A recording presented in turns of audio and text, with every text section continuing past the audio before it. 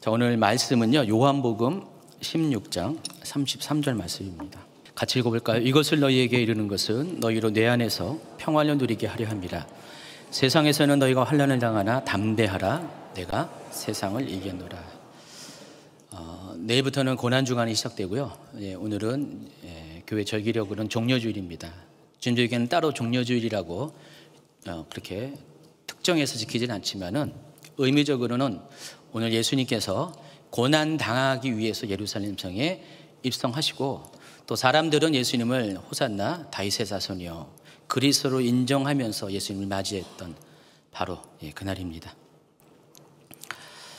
예수님께서 요한복음에는 그 예루살렘에 들어가신 기록이 굉장히 많이 있어요.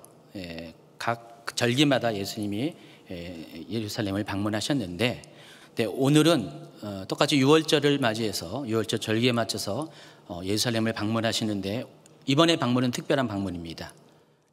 마지막 방문이시고 죽기 위해서 십자가에 달리시기 위해서 예루살렘에 방문하시는 그런 특별한 때입니다. 오늘 말씀이 포함되고 있는 요한복음 13장부터 16장까지는요, 예수님께서 마지막으로 잡히시기 전에 제자들과 만찬을 하시면서 그들에게 마지막으로 말씀을 하신 것들을 모은 것입니다. 그래서 어떻게 보면은 예수님의 유언과 같은 말씀들이 여기 실려져 있습니다. 먼저 요한복음 13장 1절은 이렇게 시작합니다. 유월절 전에 예수께서 자기가 세상을 떠나 아버지께로 돌아가실 때가 이른 줄 아시고 세상에 있는 자기 사람들을 사랑하시되 끝까지 사랑하시리라. 그래서 이 사랑을 가지고 예수님께서는 1절부터 20절까지는 제자들의 발을 친히 깨끗하게 닦아주시는 세족식을 행하십니다. 자, 이렇게 함으로써 예수님이 얼마나 그들을 사랑하는지, 또 사랑하면은 얼마나 그들을 낮은 위치에서 섬겨줘야 되는지 그 본을 보여주십니다. 그리고 본격적으로 31절부터 16장 33절까지는 정말 마지막으로 제자들을 권면하는 당부, 유언이 실려져 있습니다. 그리고 이윽고 17장에서는 예수님의 중보기도가 등장합니다. 제자들을 위한 중보기도가 등장하고 18장에 이르러서 예수님께서 잡히시고 고난을 받으시고 십자가에 달려 돌아가시게 됩니다. 그래서 오늘 읽어드린 이 요한복음 16장 33절은 예수님이 전한 마지막 유언의 결론 부분에 해당하는 것입니다. 자, 그런데 이 말씀의 끝부분을 보면은 이런 말씀이 있습니다. 세상에서는 너희가 환난을 당하나 담대하라. 내가 세상을 이기었노라. 오늘 말씀 제목이 세상을 이기는 자입니다.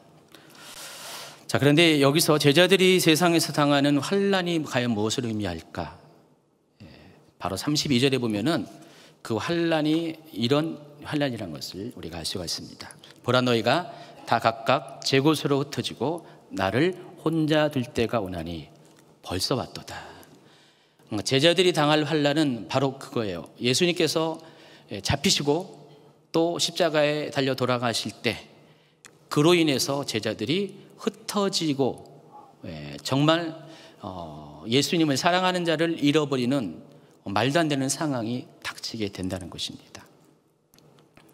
예수께서는 그 일이 일어날 것을 미리 아셨죠. 예견하시기 때문에 그런 상황이 닥치더라도 제자들이 절대로 흔들리지 말고 담대하게 그것을 받아들이기를 원했었습니다. 그런 차원에서 이 말씀을 하셨어요. 근데 제자들이 이렇게 할 수 있는 이유가 있습니다.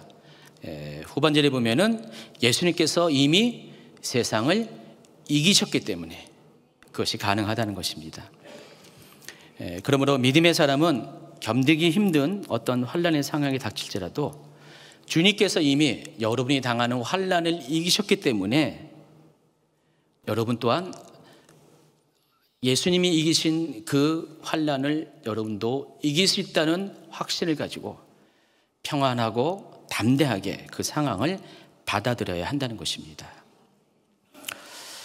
그런데 저는 오늘 요한복음에서 예수님께서 잡히시고 제자들이 뿔뿔이 흩어지는 이 상황을 마지막 때 여러분 가운데 도래하게 될 이 마지막 때의 상황과 연계해서 설명드리고자 합니다. 즉 예수님의 초림의 때와 예수님의 재림의 때에 성도들이 겪는 이 환난을 겹쳐서 설명을 해드리고자 합니다. 여러분, 기본적으로 예수님의 초림의 때 방금 읽어드린 이 장면에서 예수님께서 예견한 것과 같은 상황이 마지막 때에도 동일하게 발생을 하게 됩니다. 예수님의 초림의 때 예수님이 십자가에 못 박혀 죽으시고 또 그를 따르는 제자들이 환난을 당한 것처럼 마지막 때에도 예수님이 오시기 전에 예수를 믿는 온전한 성도들은 환난과 핍박을 받을 수밖에 없다는 것입니다. 그래서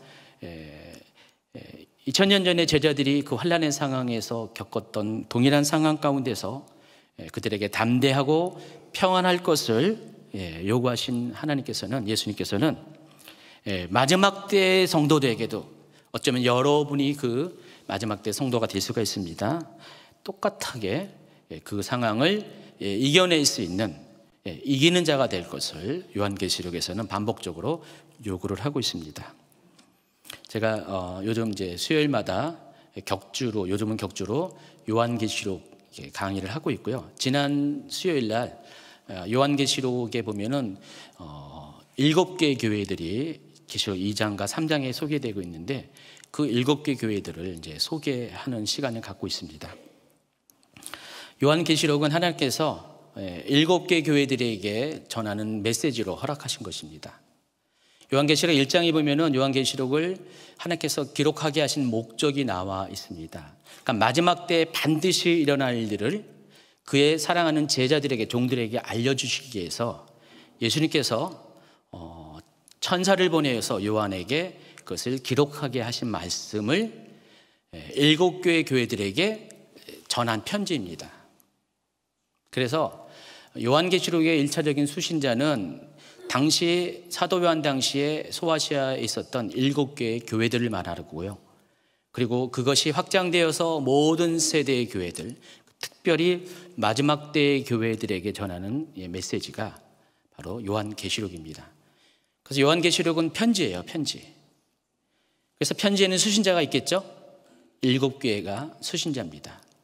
그래서 계시록 2장과 3장에 보면은 그 수신자인 7교회들에게 각각에게 예수님께서는 그들의 형편과 상황에 맞춰서 그들에게 전하고자 하는 메시지를 각각 주시고요.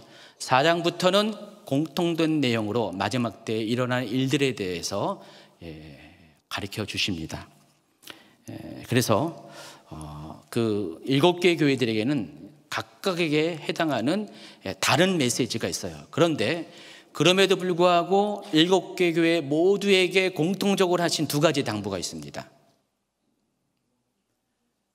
예수님께서 오늘 이따가 요한복음 16장 얘기하면서 13장부터 16장까지 마지막 환난의 때를 겪는 제자들에게 전하신 당부가 있는 것처럼 여기도 똑같이 마지막 세대를 겪고 있는 7교회들에게 전하는 당부가 있다는 것입니다. 각각에게 맞는 당부가 있고 또 공통적으로 해당하는 당부가 있는데 2가지의 당부가 있습니다. 첫 번째가 귀 있는 자는 성령이 교회들에게 하시는 말씀을 들을지어다라는 당부가 있습니다. 계시록 2장 7절 한번 같이 읽어볼까요? 귀 있는 자는 성령이 교회들에게 하시는 말씀을 들을지어다. 이기는 그에게는 내가 하나님의 낙원에 있는 생명나무의 열매를 주워 먹게 하리라.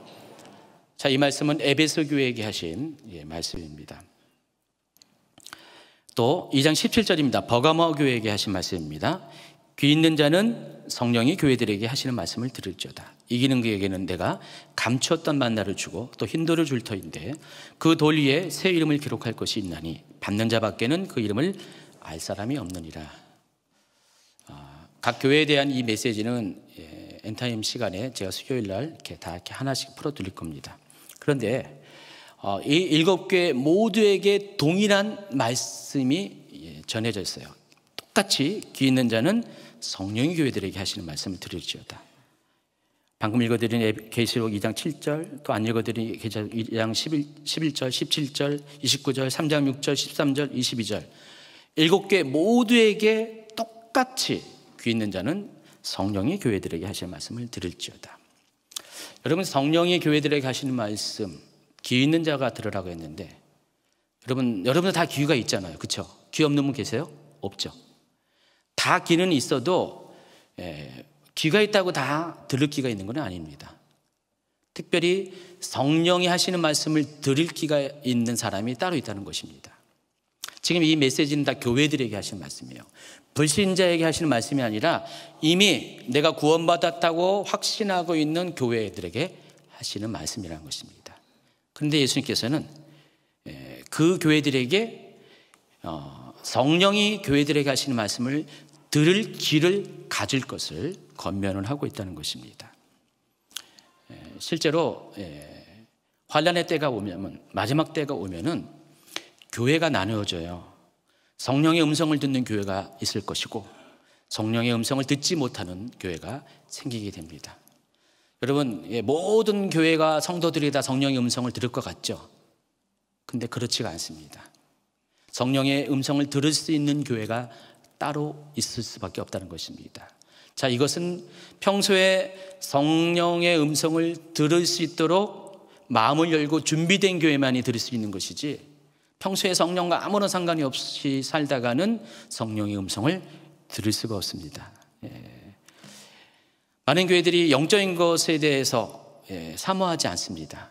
오히려 세상적인 것을 사모하고요, 육적인 것을 사모하고요, 모든 바라보는 관점이 성령의 그런 관점에서 바라보는 것이 아니라 바로 육적인 관점에서 바라보는 분들이 이 시대에도 많이 있어요. 근데 앞으로 시간이 가면 갈수록 이 세상은 그렇게 재편이 된다는 것입니다. 성령을 인정하는 교회와 성령을 회방하는 교회가 나눠지게 됩니다. 영적인 교회와 육적인 교회가 나눠지게 되는 것이 마지막 때 나타나는 현상이 될 것입니다. 그래서 예수님은 7개 교회에게 성령이 교회들에게 하시는 말씀을 들을 수 있는 귀가 열리도록 지금 먼저 당부를 하고 있습니다. 둘째 당부가 뭘까요? 예수님께서는 7교회 모두에게 이기는 자가 될 것을 언급하십니다. 왜냐하면 이기는 자에게는 주어지는 상급이 있기 때문에 그렇습니다. 근데 그 상급의 내용을 몇 면을 잘 살펴보면은 우리의 구원과 상관이 있고요, 우리가 들어갈 하나님 나라와 상관이 있습니다. 이기는 자가 되지 않으면은 구원을 받지 못할 것이고 하나님 나라에 들어가서 누리는 상급을 얻지 못하게 된다는 것입니다. 그래서 계시록에 있는 7개 교회 모두에게 동일하게 예수님께서는 아까 귀 있는 자는 성령이 교회들에게 하신 말씀을 들을지어다를 똑같이 말씀하시고 또 이기는 자에 대해서 똑같이 말씀을 하시고 계십니다. 3장 5절을 볼까요? 이기는 자는 이와 같이 흰 옷을 입을 것이요 내가 그 이름을 생명책에서 결코 지우지 아니하고 그 이름을 내 아버지 앞과 그의 천사들 앞에서 시인하리라. 사대교회에게 하신 말씀입니다. 이기는 자가 되어야 할 이유는 분명합니다. 이기는 자가 되어야지 마지막 때 우리가 승리할 수 있기 때문입니다. 이기는 자가 되어야지 우리가 구원을 받고 영원한 하나님 나라의 상급을 받을 수가 있기 때문에 그렇습니다. 그런데 이기는 자가 되기 위해서는 어떻게 돼요? 전제가 성령의 음성을 들을 수 있는 사람이 되어야 한다는 것입니다. 그래서 마지막 때를 살아가는 성도에게 향한 요한계시록을 통한 예수님의 당부는 두 가지입니다. 첫 번째, 마지막 때가 될수록, 또 다른 말로 환난의 때가 될수록 어떻게 돼요? 고난의 때가 될수록 성령이 교회들에게 하시는 말씀을 들어야 합니다. 교회 구성원인 여러분이 성령께서 여러분에게 하시는 말씀을 들을 수 있는 귀를 가지고 있어야 됩니다. 또 한 가지는 이기는 자가 되어야 한다는 것입니다. 자, 여기 이기는 자에 대해서 또 좀 이따 자세히 설명하겠지만은 이기는 자가 되어야 되는 이유는 다른 것이 아니라 이기는 자만이 하나님 나라에 들어갈 수가 있기 때문에 그렇다는 것입니다. 자, 그런데 우리가 이제 더 주목해야 될 사실이 있습니다. 단지 이기는 자가 되어야 될 뿐만 아니라 어떻게 하면 우리가 이기는 자가 될 수 있는가에 대해서 좀 아셔야 한다는 것입니다. 두 가지 관점에서 제가 설명했는데, 첫 번째는 요한계시록의 관점에서, 그리고 오늘 본문이 속해 있는 요한복음의 관점에서 어떻게 하면 우리가 이기는 자가 되어야 될까, 될 수 있는가를 설명해 드릴 것입니다. 첫 번째, 요한계시록의 관점입니다. 계시록 2장 4절 5절 같이 있습니다. 시작. 그러나 너를 책망할 것이 있나니 너의 처음 사랑을 버렸느니라. 그러므로 어디서 떨어졌는지를 생각하고 회개하여 처음 행위를 가지라. 만일 그러하지 아니하고 회개하지 아니하면 내가 내게 가서 내 촛대를 그 자리에서 옮기리라. 에베소 교회에게 하실 말씀입니다. 에베소 교회의 문제는 뭡니까? 첫사랑을 잃어버렸다는 것입니다. 그래서 이 첫사랑을 다시 회복하지 못하면은 이기는 자가 될 수가 없고요. 이기는 자가 되지 못하면은 촛대를 옮길 것이라고 말씀을 하고 계십니다. 여러분, 다 첫사랑에 대한 기억과 추억이 있죠. 아련합니까? 아직도 그 첫사랑이 지금도 여전한 사랑으로 이렇게 누리시는 분 계십니까? 부부 말씀하시는 거예요. 저는 이제 결혼한 지가 이제 28년 차인데요. 아까도 오전에 얘기했지만은 최 목사님이 안 믿는 것 같은데 저는 여전히 그 사랑이 있습니다. 그래서 최 목사님을 만나면은 늘 설레는 게 있습니다. 항상 설레는 건 아니고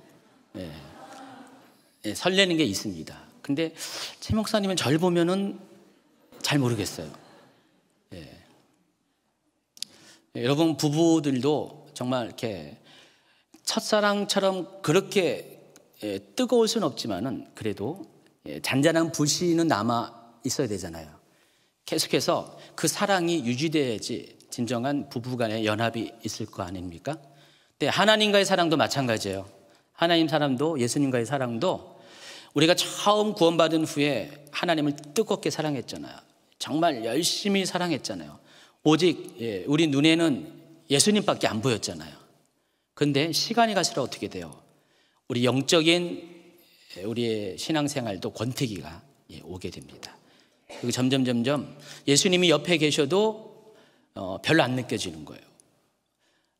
예수님이 말씀하셔도 별로 감동이 안 되는 거예요. 물론 예수님이 여러분에게 직접 음성으로 말씀하실 수도 있지만은 제가 말씀하는 것은 하나님께서 여러 가지 은혜의 수단을 통해서 예배 안에서 또 말씀을 통해서 여러분이 기도할 때 하나님을 느끼게 하는 거, 예수님을 느끼게 하는 건데 그런 감동들이 점점 식어져 가지고요. 아무런 어떤 느낌도 없는 그런 영적인 권태기에 들어갈 때가 많이 있습니다. 근데 주님이 바라시는 것은 우리가 그 처음 예수를 믿었을 때 그 첫사랑이 주님이 오실 때 다시 그와 같은 사랑이 준비되지 않으면 어떻게 돼요? 촛대를 옮기신다라고 말씀하고 계십니다. 물론 지금까지는 아직은 여러분이 기회는 있는데 마지막이 되어 갈수록 여러분이 회복돼야 될 것이 있습니다. 바로 그 첫사랑입니다. 에베소 교회는요 정말 목숨을 다해서 예수님을 사랑했거든요.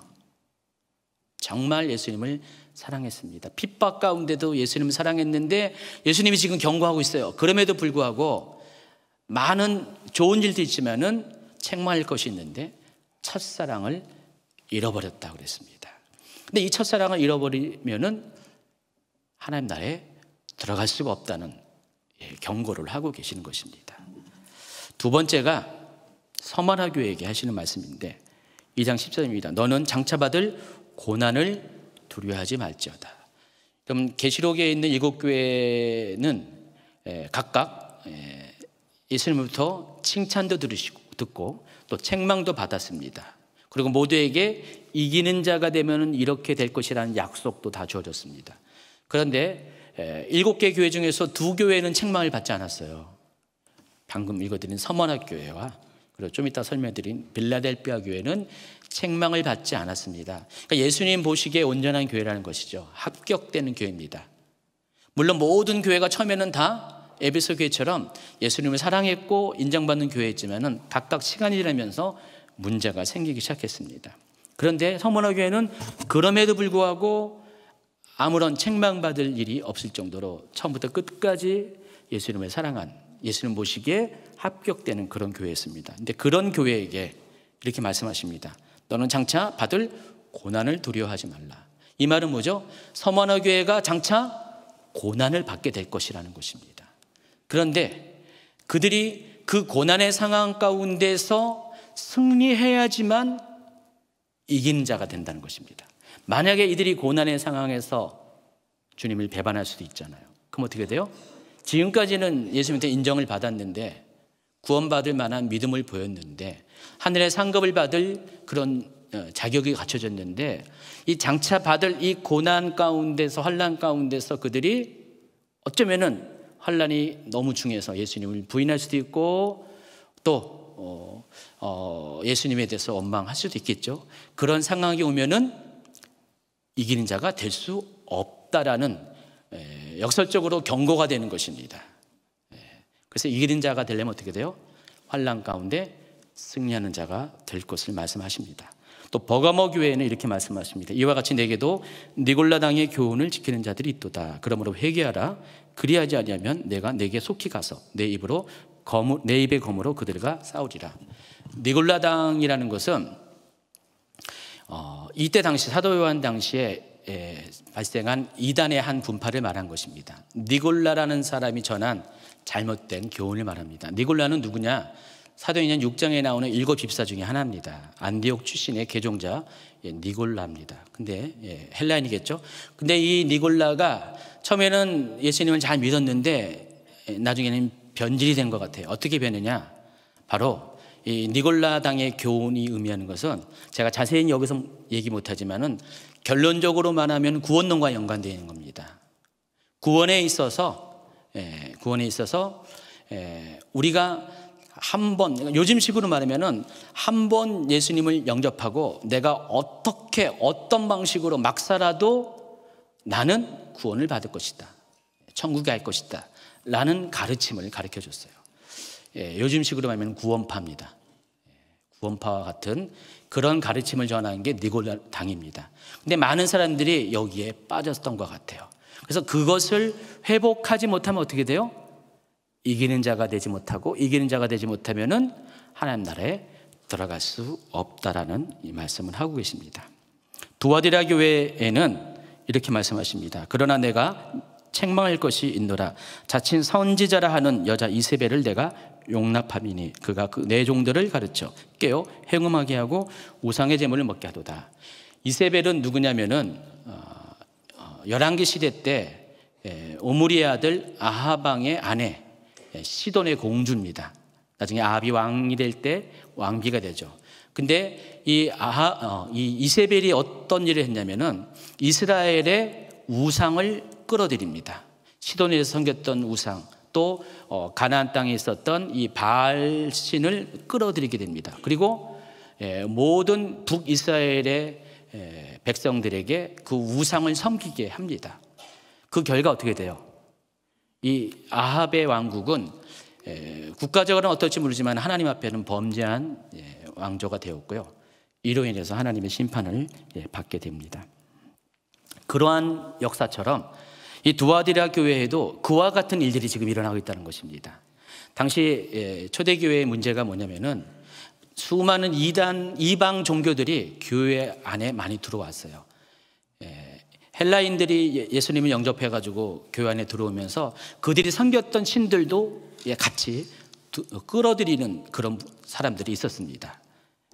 그래서 그들 중에 일부는 하나님도 섬기고 또 그리스 신들을 섬기는 그런 일들이 있습니다. 이것을 지금 이야기하는 것입니다.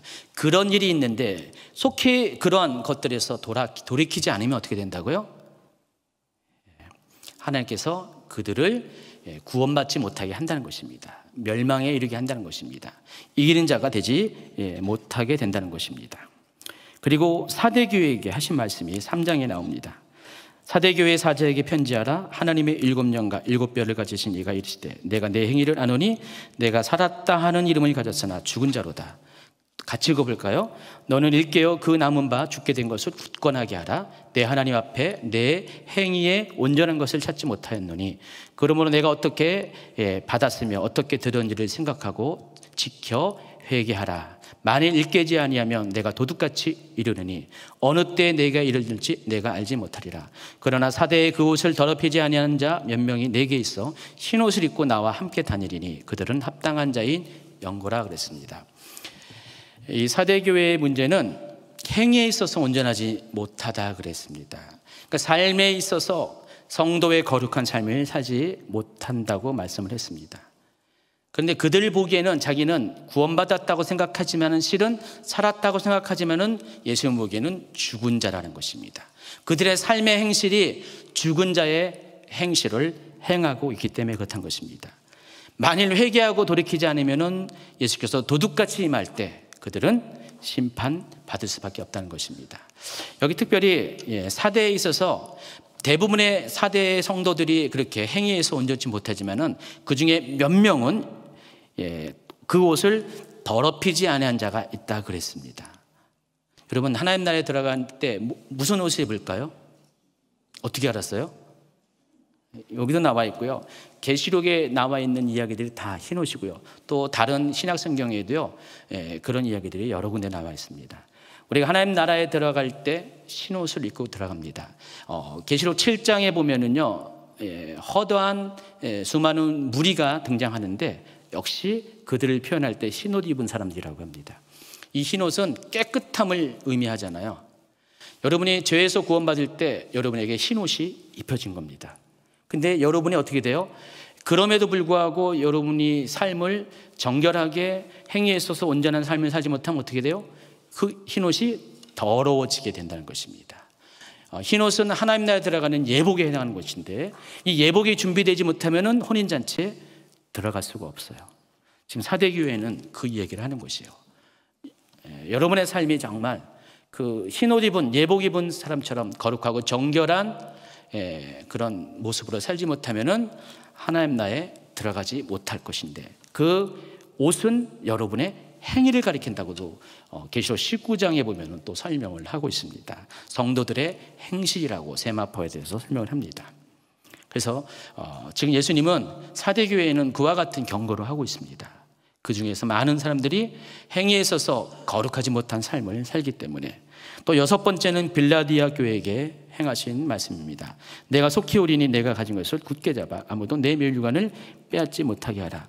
면류관은 어떤 거죠? 이미 승리한 자들에게 주는 그런 것입니다. 근데 그것을 빼앗기지 못하도록 굳게 잡으라는 것입니다.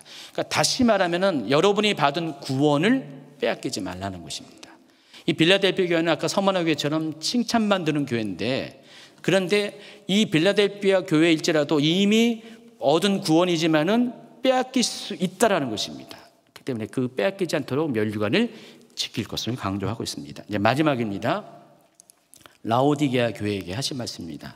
같이 있습니다. 내가 말하기를 나는 부자라 부유하여 부족한 것이 없다 하나 내 곤고한 것과 가련한 것과 가난한 것과 눈먼 것과 벌거벗은 것을 알지 못하는도다. 내가 너를 권하노니 내게서 불로 연단한 금을 사서 부유하게 하고 흰옷을 사서 입어 벌거벗은 수치를 보이지 않게 하고 안약을 사서 눈에 발라 보게 하라. 물론 내가 사랑하는 자를 책망하여 징계하노니 그러므로 내가 열심을 내라 회개하라. 라오디게아 교회의 문제는 신앙생활에 있어서 뜨겁지도 않고 차갑지도 않다. 정체가 모른다는 것입니다. 여러분, 하나님께서는 우리에게 요구하신 것은 뜨겁거나 차갑거나 둘 중에 하나를 택하라는 것입니다. 근데 그렇게 될 수밖에 없는 이유가 이들에게는 모든 부요가 있거든요. 모든 필요가 다 채워진 교회입니다. 실제로 라오디게아 교회의 그 유적지를 가면은요, 대단한 도시였어요. 그 도시는 제가 이제 갔을 때 그 도시 전체의 한 10%밖에 발굴이 안 됐음에도 불구하고 엄청난 규모의 그런 도시였고요. 또 라오디게아 교회의 교회 터를 또 제가 갔었어요. 물론 이때 당시만 해도 유형의 교회는 있었던 건 아니고 몇 세기 후에 유형 교회가 생겼어요. 근데 그 흔적을 보면은 초대형 교회였어요. 그만큼 라오디게아는 아주 부유한 도시였습니다. 그 부유한 도시에 살다 보니까 성도들 역시 부유했습니다. 그래서 자기들은 늘 다 갖췄고 충분하다고 생각했는데 예수님 보기에는 그렇지 않다는 것입니다. 실은 그들이 가련하고 가난하고 궁핍하다는 것입니다. 벌거벗었다는 것입니다. 그래서 그것을 속히 깨달아서 다시금 가난한 심령으로, 목마른 심령으로 주님 앞에 나오지 않으면은 정말 하나님이 심판의 때가 이를 때 그들은 구원받지 못하게 된다는 것입니다. 열심을 내라 회개하라고 경고를 하고 있습니다.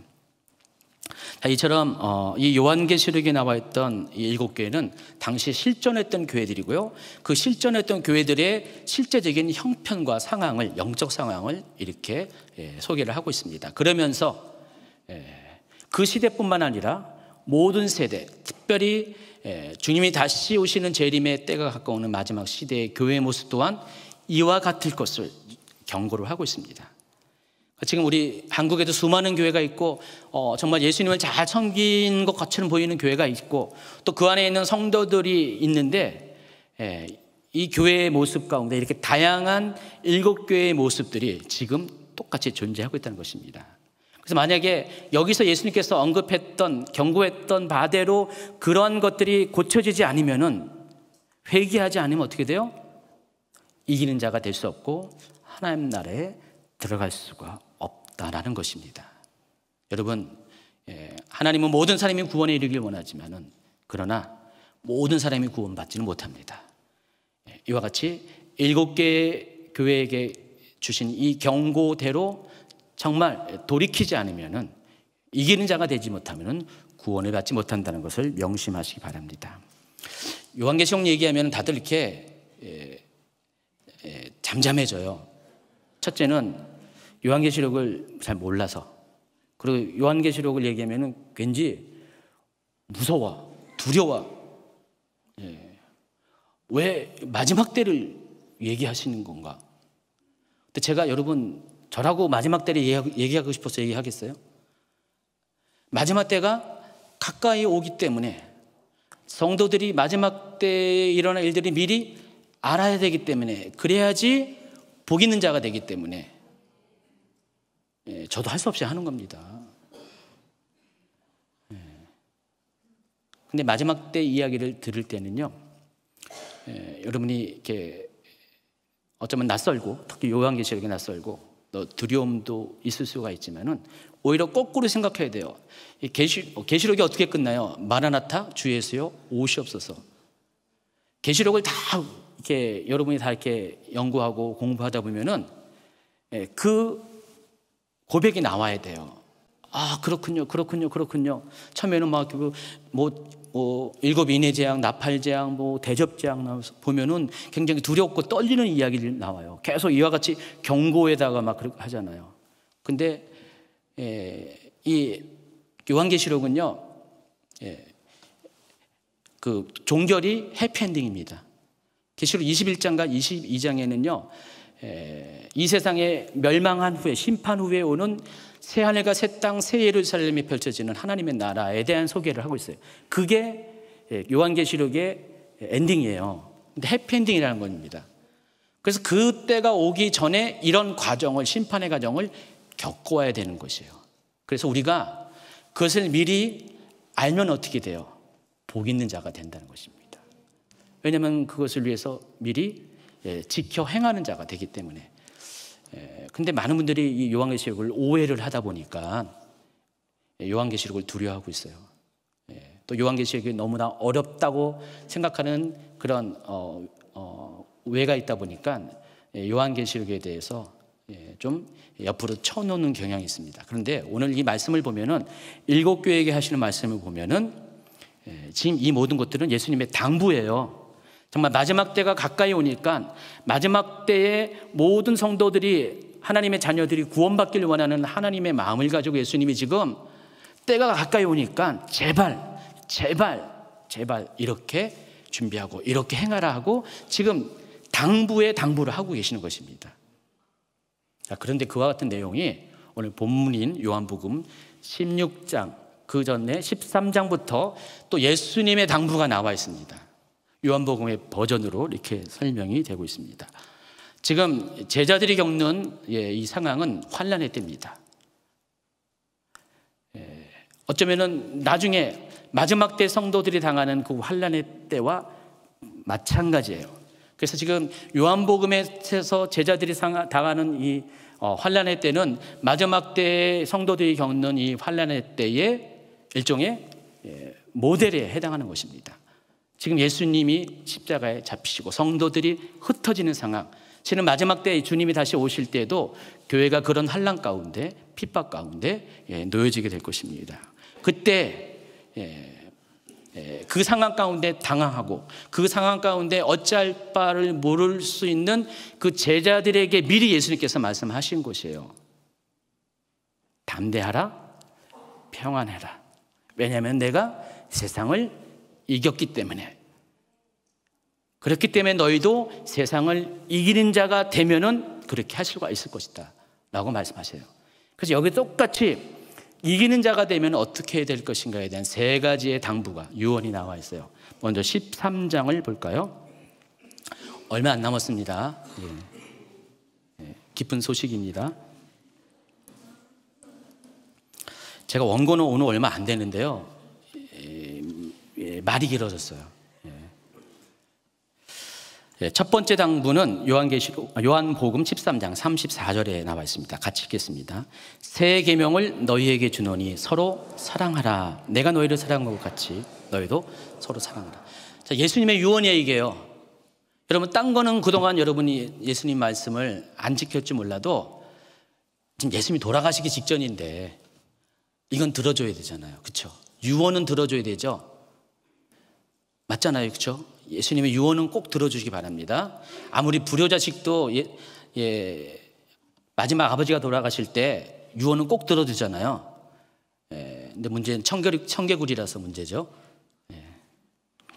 그래서 여기서 첫 번째가 서로 사랑하라 그랬습니다. 그러니까 환난을 당하기 전에 여러분이 준비해야 될 것이 뭐예요? 이기는 자가 되기 위해서는 서로 사랑하는 삶을 살아야 한다는 것입니다. 근데 이것이 새 계명이라고 그랬어요. 새 계명이라는 것은 옛 계명이 있다는 것인데 이 옛 계명이 어디 있을까? 레위기 19장 18절이 있습니다. 원수를 갚지 말며 동포를 원망하지 말며 내 이웃 사랑하기를 내 자신과 같이 사랑하라. 나는 여호와니라. 자, 여기 보시면은 그 말이 그 말인 것 같잖아요. 서로 사랑하는 것이 옛 계명이나 새 계명이나 마찬가지처럼 보이는데, 그런데 한 가지 차이점이 있습니다. 바로 내가 너희를 사랑한 것 같이 너희도 그렇게 사랑하라는 것입니다. 그래서 옛 계명과 새 계명의 차이는 예수님이 보여준 사랑하는 방식의 차이가 있다는 것입니다. 옛 계명은 어떻게 하죠? 율법의 한도 내에서 사랑하는 것입니다. 율법의 범위 내에서 사랑하는 것이죠. 근데 예수님의 사랑은 어떤 사랑일까요? 율법 너머의 사랑을 말하는 것입니다. 예수님은 어떻게 사랑했을까요? 사람들을 죽기까지 사랑했어요. 정말 죽기까지 사랑하셨습니다. 요한복음 10장 15절, 아버지께서 나를 아시고 내가 아버지를 아는 것 같으니 나는 양을 위하여 목숨을 버리노라 그랬습니다. 예수님의 사랑은 우리를 위해서 자신의 목숨까지 내어주시는 그런 사랑이었어요. 이걸 가지고 아가페 사랑입니다. 지금 예수님께서 새 계명을 주실 때 서로 사랑하라는 것은 어떤 의미였어요? 아가페적으로 사랑하는 것입니다. 이 마지막 때에 또 환난의 때 우리가 환난을 이길 수 있는 방법은요, 의외로 단순합니다. 서로 사랑하면은요, 정말 아가페적으로 사랑하면은요, 목숨을 내어주기까지 사랑하면은 그 환난을 능히 통과할 수가 있다는 것입니다. 35절에 보면은요, 너희가 서로 사랑하면 이로써 모든 사람이 너희가 내 제자인 줄 알리라 그랬습니다. 예수님께서 이 말씀을 하신 이유는 정말 사람들이 많이 사랑을 하는데 예수님처럼 사랑하는 사람이 별로 없었어요. 근데 예수님께서 자기 목숨을 내어주기까지 사랑하는 것처럼 제자들이 그렇게 사랑하면은 저 사람은 정말 예수님을 따르는 자구나 라고 인정을 해준다는 것입니다. 사도행전 11장 26절, 제자들이 안디옥에서 비로소 그리스도인이라 일컬음을 받게 되었더라. 제자들이 예루살렘에서 이 소리 들은 게 아니에요. 예루살렘에서는 나사렛파라는 얘기를 들었어요. 근데 안디옥에 이르러서 제자들이 진짜로 그리스도를 따라가는 사람이라는 소리를 처음 듣게 되었어요. 왜 들었을까요? 이들이 요한복음 13장 34절 35절처럼 그와 같이 새 계명을 따르는 정말로 목숨을 다해서 아가페적으로 사랑하는 본을 보였기 때문에 사람들이 인정을 했다는 것입니다. 와, 저 사람들은 진짜야. 여러분, 환난의 때는요, 이렇게 사랑하지 않으면요, 그 때를 견딜 수가 없습니다. 이 고난의 때는 사랑이 너무나 중요합니다. 사도 베드로가 이렇게 말씀했어요. 베드로전서 4장 7절 8절 같이 있습니다. 만물의 마지막이 가까이 왔으니 그러므로 너희는 정신을 차리고 근신하여 기도하라. 무엇보다도 뜨겁게 서로 사랑할지니 사랑은 허다한 죄를 덮느니라. 만물의 마지막이 가까이 왔는데 정신을 차리고 근신하고 기도하는데 그보다도 더 강조하는 것이 뭐라고요? 무엇보다도 뜨겁게 서로 사랑하라. 여러분, 이 마지막 때가 가까울수록 나타나는 현상 중에 뭐예요? 사랑이 식어질 것입니다. 이 사랑을 식는다는 것은 일반적인 사랑이 식는다는 것이 아니라 아가페적 사랑이 식는다는 것입니다. 과거와는 달리 남을 위해서 자기 목숨을 내어줄 정도로 헌신하는 그런 사랑을 찾아볼 수가 없다는 것입니다. 그렇기 때문에 우리가 마지막 때가 될수록 더 뜨겁게 사랑함을 통하여서 우리와 믿지 아니하는 자들과 성령 안에 속한 자와 성령 거부하는 자의 차이가 무엇인지를 우리가 나타내 보이게 될 수밖에 없다는 것입니다. 여러분, 성령님을 아시는 분들은요, 뜨겁게 사랑할 수밖에 없습니다. 왜냐하면 예수님의 마음을 아시기 때문에, 이것이 예수님의 계명이라는 것을 아시기 때문에 그 계명을 지키는 삶을 살게 된다는 것입니다. 두 번째 당부가 15장에 나와 있습니다. 15장 1절, 나는 참 포도나무요 내 아버지는 농부라. 물은 내게 붙어 있어 열매를 맺지 않은 가지는 아버지께서 그것을 제거해 버리시고, 물은 열매를 맺는 가지는 더 열매를 맺게 하려 하여 그것을 깨끗하게 하시느니라. 너희는 내가 일러준 말로 이미 깨끗하였으니 내 안에 거하라. 나도 너희 안에 거하리라. 가지가 포도나무에 붙어 있지 아니하면 스스로 열매를 맺을 수 없음 같이 너희도 내 안에 있지 아니하면 그러하리라. 나는 포도나무여 너희는 가지라. 그가 내 안에 내가 그 안에 거하면 사람이 열매를 많이 맺나니 나를 떠나서는 너희가 아무것도 할 수 없습니다. 사람이 내 안에 거하지 아니하면 가지처럼 밖에 버려져 마르나니 사람들이 그것을 모아다가 불에 던져 사르느니라. 두 번째 당부는요, 예수님 안에 거하라는 것입니다. 그리스도와의 연합을 말씀하시는 것입니다. 가지가 나무에 붙어 있을 때 열매를 맺은 것처럼 우리 또한 참 포도나무이신 예수님 안에 가지처럼 붙어 있을 때 우리의 삶에도 열매가 맺게 된다는 것입니다. 여러분이 예수님한테 붙어 있지 않으면 어떻게 돼요? 버려진 가지처럼 돼요. 버려진 가지는 어떤 운명에 처한가? 밖에 버려져 마르나니 사람들이 그것을 모아다가 불에 던져 사른다 그랬습니다. 여러분, 그것을 종말론적으로 관점에서 보면은 결국 뭐예요? 불에 던져 살린다는 것은 지옥불에 들어가게 된다는 것입니다. 그러니까 여러분이 예수님 안에 붙어 있는 것이 참 중요해요. 마지막 때가 될수록 환난의 때가 될수록 여러분이 할 수 있는 것이 너무 작아집니다. 지금은 여러분이 뭔가 할 수 있는 것 같은데 앞으로 가면 갈수록 여러분이 할 수 없다는 것들이 더 많아지게 되는 시간이 오게 됩니다. 물론 여러분은 할 수가 없습니다. 그런데 여러분에게 할 수 있는 유일한 것은 그럼에도 불구하고 악착같이 최선을 다해서 예수님 앞에 붙어 있어야 돼요. 하나님이 여러분에게 대단한 걸 요구한 게 아니라 그냥 예수님 앞에 붙어 있는 것이에요. 그 예수님 붙어 있는 게 뭐죠? 예수님 앞에 친밀하게 나아가는 거예요. 예수님 앞에 사랑을 고백하고 예수님의 은혜 안에 있고 예수님의 영광 안에 있고 예수님과 친밀감을 누리는 것입니다. 어렵습니까? 어려울 수가 있죠. 평소에 안 해본 분은 어렵죠. 근데 이것을 준비하고 그렇게 행하라는 것입니다. 여러분, 사랑도 사랑해봐야 되잖아요. 여러분 다 부부라고 다 이렇게 정말 이렇게 행복하게 사랑하고 삽니까? 사랑해보지 않은 분은요, 부부로 살아가면서도 잘 이게 익숙하지 못해가지고요, 그렇게 연합을 잘 못해요. 근데 이것도 계속해서 사랑해봐야 돼요. 시행착오도 겪어봐야 되고요. 싸우기도 하고 화해하기도 하고 정말 그 마음을 알아주는 어떤 과정도 겪어야 됩니다. 예수님과의 과정도 똑같아요. 신앙생활도 똑같아요. 예수님도 여러분 그렇게 겪어가는 것입니다. 근데 결론은 뭐예요? 그럼에도 불구하고 끝까지 붙어있는 것입니다. 저하고 최 목사님하고 예전에 좀 이렇게 부부싸움 할 때 제 신조가 하나 있었어요. 싸워도 그날 밤 화해하기.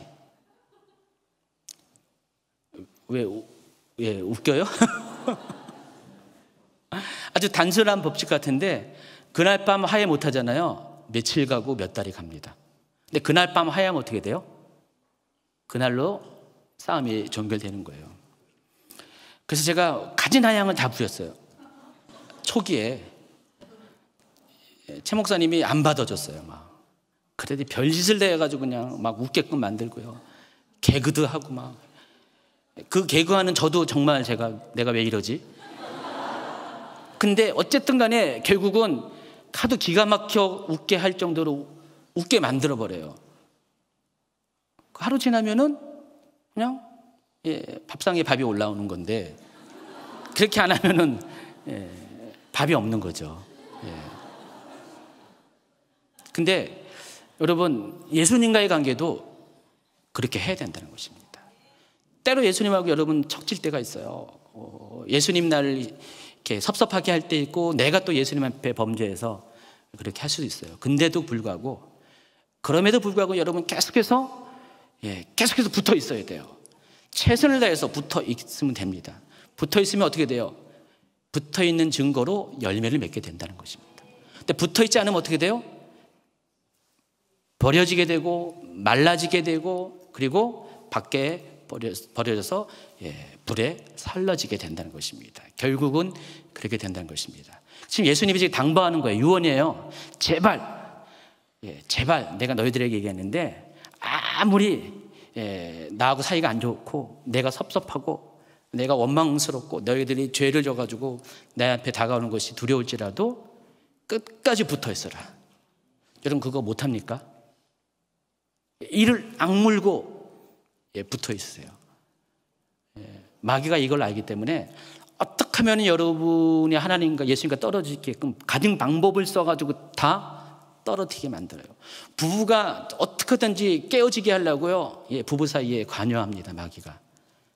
그럴 때마다 여러분이 최선을 다해서 악력을 키우시기 바랍니다. 악력 붙잡으세요. 끝까지 붙잡는 여러분이 되기 바랍니다. 세 번째 당부입니다. 세 번째 당부는 15장 후반부터 16장까지 넓게 이야기하는데 한마디로 얘기하면은 예수님께서는 보혜사 성령을 구할 것을 여러분에게 당부합니다. 요한복음 15장 26절 같이 읽습니다. 내가 아버지께로부터 너희에게 보낼 보혜사 곧 아버지께로부터 나오시는 진리의 성령이 오실 때 그가 나를 증언할 것이요. 요한복음 16장 13절 그러나 진리의 성령이 오시면 그가 너희를 모든 진리 가운데 인도하시리니 그가 스스로 말하지 않고 오직 들은 것을 말하며 장래일을 너희에게 알리시리라 그랬습니다. 성령님이 하시는 일은 그거예요. 첫째로 진리를 가르쳐 주시는 분이십니다. 그리고 성령님이 하시는 또 중요한 역할은 여러분에게 아버지에 속한 것들을 다 가르쳐 주신 것입니다. 예수님에게 속한 것들을 다 가르쳐 주신 분이 성령님이십니다. 보혜사 성령입니다. 지금 예수님이 떠나가잖아요. 그럼 제자들은 홀로 남게 되죠. 그동안 예수님이 가르쳐 주시고 예수님이 인도하신 대로 살았다가 갑자기 홀로 남게 되면 어떻게 돼요? 어찌할 바를 모르잖아요. 하나님 뜻도 잘 모르고. 그렇기 때문에 예수님께서 예수님은 떠나지만은 영원히 함께할 예수님은 육신으로밖에 같이 있지 못했지만은 영으로 함께할 영원히 함께할 보혜사 성령을 보내주신다고 했어요. 그래서 내가 떠나는 것이 너에게 유일하고 말했습니다. 내가 떠나지 않으면은 성령님이 오시지 않기 때문에. 그래서 그 성령님은 여러분과 함께하면서 그 성령님은 곧 하나님이시고 그 성령님은 곧 예수님이시잖아요. 그래서 하나님의 마음과 뜻과 하나님의 계획을 가르쳐 주시고 또 예수님께서 그들과 함께 했을 때 말씀하신 모든 것들을 생각나게 하신다고 말씀하셨습니다. 그래서 이 마지막 때에도 환난의 때에도요 여러분이 홀로 남게 되는 뿔뿔이 흩어지고 홀로 남게 되는 그 두려움 상황 가운데서도 여러분 안에 성령님이 계시면 어떻게 돼요? 능히 그 환난을 이겨낼 수가 있다는 것입니다. 이처럼 오늘 본문의 요한복음을 통해서 예수님은 환난 가운데서 세상을 이기는 사람이 갖춰야 될 세 가지의 믿음의 모습에 대해서 소개했어요. 다시 한번 확인할까요? 첫 번째, 환난이 때가 오면 올수록, 다시 말해서 마지막 때가 오면 올수록 서로 사랑하라. 뜨겁게 사랑하라. 어떻게? 아가페적으로 사랑하라. 두 번째, 나뭇가지가 나무에 붙어 있는 것처럼 여러분이 예수님 안에 붙어 있는 삶을 살라. 예수님과의 연합을, 친밀감을 놓치지 말라. 그리고 세 번째, 여러분 안에 성령님이 거할 수 있도록 성령님을 구하는 삶을 살라는 것입니다. 결론을 맺습니다. 사람들이 환난이 다가오면 많이 예민해집니다. 어찌할 바를 모릅니다. 두려움이 찾아오기 때문에 그렇습니다. 어쩌면 예수님이 돌아가실 때 오늘 이 본문의 이 상황 가운데 그 당시에 제자들도 동일하게 그렇게 그런 시간을 보냈을 것입니다. 그런데 예수님께서 그것을 미리 하시고 지금 미리 예언적으로 이렇게 되어질 때 이렇게 행동하라고 가르쳐 주시는 것입니다. 그럼에도 불구하고 담대하고 평안할 것을 말씀하십니다. 근데 어떻게 그렇게 가능할까요? 방금 말씀드린 이 세 가지의 삶이 여러분 삶 가운데 물론 있어야 되고요. 중요한 것은 여러분에게 세상을 이길 만한 믿음이 있어야 된다는 것입니다. 예수님은 동일한 상황 가운데 담대하게 당당하게 십자가를 주셨어요. 예수님이 그렇게 할 수 있는 것도 예수님 안에 세상을 이길 만한 믿음이 있었기 때문입니다. 근데 그 믿음이 무엇에 대한 믿음입니까? 아버지 하나님에 대한 믿음이고 그 하나님께서 우리를 위해서 행하실 일에 대한 믿음이라는 것입니다. 그러면 제가 심판에 대해서 두려워하지 말라고 했어요. 마지막 때에 두려워하지 말라고 했어요. 마지막 때가 다가 아니기 때문에 그렇습니다. 마지막 때 넘어서 요한계시록은 해피엔딩을 말하는 것입니다. 그래서 누구나 그렇기 때문에 마라나타 주 예수여 오시옵소서라고 말할 수밖에 없는 그런 메시지가 요한계시록이라고 말씀했습니다. 근데 그렇게 예수님의 오심을 기다릴 수 있는 것은 마지막 때가 오는 것을 담대히 받아들일 수 있는 것은 바로 그것에 대한 믿음이 있기 때문에 그것이 가능하다는 것입니다. 때가 가까울수록 악한 자들은 여러분의 구원을 흔들 것입니다. 미혹이라는 그런 수단을 통해서 또 핍박이라는 수단을 통해서 할 수만 있으면 택감받은 자도 구원받지 못하도록 여러분을 흔들 것입니다. 근데 계시록에 소개한 7교회 중에서 빌라델피아 교회와 서머나 교회를 제외한 나머지 5교회는 어떻게 했어요? 흔들렸어요. 이미 이기는 자의 위치에서 점점 멀어져 가고 있어요. 예수님께서 그것을 보시고 안타까워했고요. 그렇기 때문에 그들에게 흔들리지 말고 구원을 잃어보지 말고 이기는 자가 될 것을 강조하신 것입니다. 오늘날 여러분에게도 똑같이 말씀하십니다. 개인적인 환난의 때가 다가올지라도 또 전 지구적인 종말의 때가 다가올지라도 여러분에게 공통적으로 말씀하시는 것은 여러분이 정말 이긴 자가 될 것을 말씀을 하고 계십니다.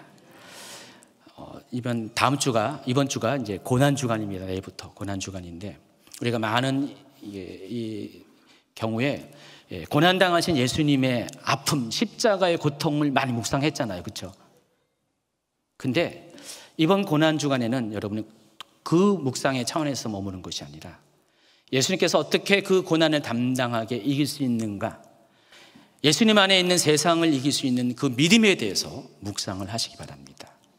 예수님도 똑같이, 예수님도 그 고난을 이길 수 있는 방법은 예수님도 똑같이 예수님도 죽도록 사랑했고요. 예수님도 하나님 안에 거하셨고요. 또 성령님과 교통하셨습니다. 그것을 여러분이 이 고난 주간에 경험하시기 바랍니다. 예수님은 이미 하나님과의 관계 안에서 이 고난 너머에 부활이 있다는 것을 알았어요. 무덤 너머에 다시 부활이 있다는 것을 아셨고요. 또 여러분 어떻게 해요? 환난 너머에 하나님께서 여러분을 구원하실 것과 그리고 마지막 때 너머에 하나님이 여러분의 모든 상황 가운데 심판을 통과해서 하나님 나라의 영광에 참여할 수 있다는 것을 여러분이 알게 하셨습니다. 그것을 붙잡기 바랍니다.